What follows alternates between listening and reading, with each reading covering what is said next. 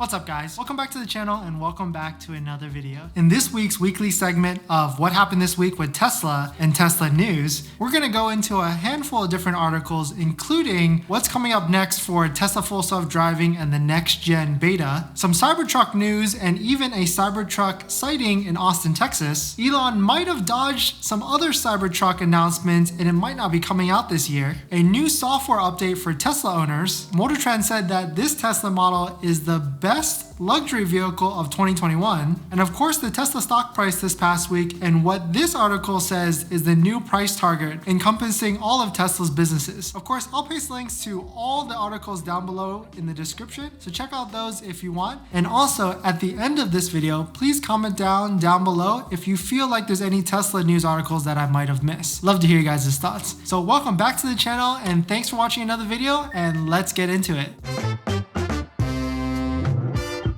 So Tesla full self-driving, which is now a $10,000 package, has never really been feature complete and has always just kind of been dangled out there in the ether for coming soon or next quarter. Of course, here's another article in which Elon says that the version 9 of the full self-driving is almost feature complete and it will be releasing soon to some of their owners. There's actually a handful of owners that have been testing the full self-driving beta feature as part of the early access program. I unfortunately have not been a part of that program, but I've seen videos and there's a handful of videos all over the YouTube where you can see the new full self-driving in action beta. You can tell because the visualization screen is a lot more crazier and less refined than a normal one. So now that they're saying that the next gen full self-driving beta program or feature complete program is now getting pushed out to May/June, as well as a subscription model for full self-driving where hopefully you'll only pay about $200 to $300 a month, if not less, for full self-driving, and hopefully it becomes feature complete. So I'm not really holding my breath for this one,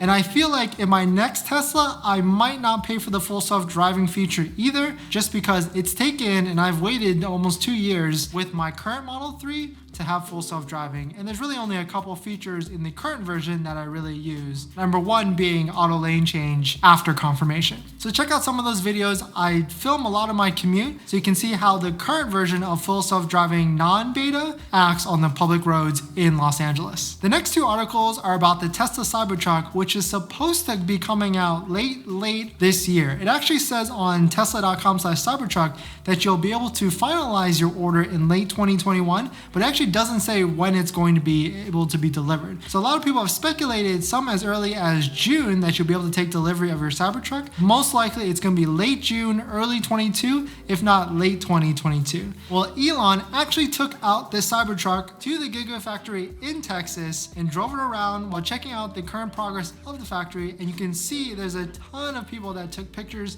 of the outside and the inside, and it looks like the people around it are construction workers working on the factory. And another cool thing that Elon said with his tweet, he actually responded to the pictures, is that the Cybertruck is going to be built in Austin, which confirms some other rumors that it might not be built in Austin and or actually more so Fremont, but there's actually a variety of vehicles that are most likely going to be built in Austin. What's really cool with these pictures and some of these videos is I think this is the first time that the Tesla Cybertruck has been filmed in an off-road state. So you can see how the dirt looks on the tires and you can see how pretty cool it looks being off-road for the type of owners that are going to be using this in that fashion. The next article regarding the Cybertruck is that it looks like or appears that Elon might be dodging a question about the Cybertruck being built in Austin. That's kind of refuted by the other tweet where he said that the Cybertruck is going to be built in Austin. But Tesla owners online actually replied to Elon's tweet asking if there's going to be deliveries from that factory later this year. And Elon only referenced the Model Y and no other models in his tweet, saying that there will be high volume of production this year. So that means that the Cybertruck is most likely not going to be delivering this year, and most likely it will be a delivery next year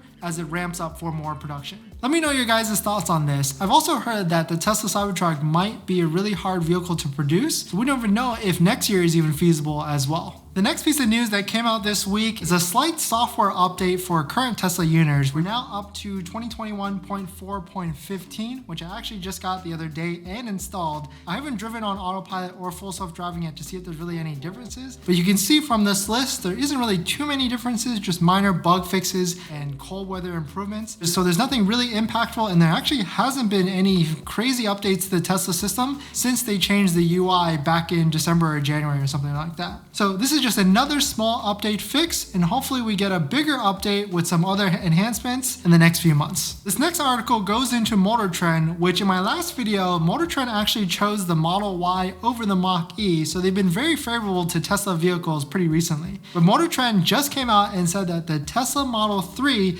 is the best compact luxury sedan for 2021. What's interesting with this article is some of the other vehicles that it actually beat out. And there's some pretty big names on here, including the BMW 3 Series and the Mercedes C-Class, which are definitely two vehicles that have really reigned in this compact sedan segment for a while. What's another interesting factor of this is number 2 is the Genesis G70, which is a fairly newer brand as well, which goes to show that these newer brands like Tesla, Genesis, and even Audi are really focusing on the quality of their sedans, whereas BMW and Mercedes are probably focusing elsewhere. So let me know your guys' thoughts on this. Do you feel like the Tesla Model 3 is the #1 compact luxury sedan, or do you feel like some of these other brands are up there as well? I personally think, having owned a BMW 3 Series, the interior quality is a little bit better and the driving dynamics, but technology-wise, the Tesla Model 3 really destroys all the other manufacturers because they're just so ahead of the game with over-the-air updates and the autopilot system. So let me know your guys' thoughts. And also, if you have a Tesla on order, are you trading in one of these type of vehicles for the Tesla? I'd love to hear your guys' thoughts. And before we get into the Tesla stock price this past week, this one financial analyst by the name of Jed Dorsheimer with the company Canaccord Genuity actually put a $1 trillion price target, which is a crazy headline. But if you start to read some of this article, it actually goes into that he really just increased the price target from $419 to over $1,000 at $1,071. And this is because he valued Tesla as an energy company instead of a vehicle company or even a battery company, as really the whole ecosphere of replacing your utility, which is your gas or electric, as a whole for being Tesla. This is a pretty interesting way to value Tesla, and I've actually heard of this valuation before. So if you're a Tesla investor or stockholder, you love hearing news just like this. And lastly, the Tesla stock price this past week, and it's actually been pretty good for the market in general, but Tesla actually started off this week at $685. It went up to a high of $771, and it fizzled out in between and ended the week at $739.78. Of course, this is still a low from the high point of, I think, over $800 a couple months ago, but this is still good and trending upwards because of all the good news, including the deliveries out of China, including the record deliveries of Q1 that were announced in the weeks past. So of course, I'm still holding my stock, and hopefully you guys are too. But my question to you guys is, are you guys buying more, or are you going to sell within the next few months? Let me know your guys' thoughts. But yeah, thanks for watching this video. Here's some of the headlines that I found interesting this past week in regards to Tesla. If I missed any Tesla news, or if you found some other news more interesting, please comment them in the comments down below. I'd love to hear you guys' thoughts. Alright guys, thanks for watching this video, and I'll see you guys in the next one. See ya!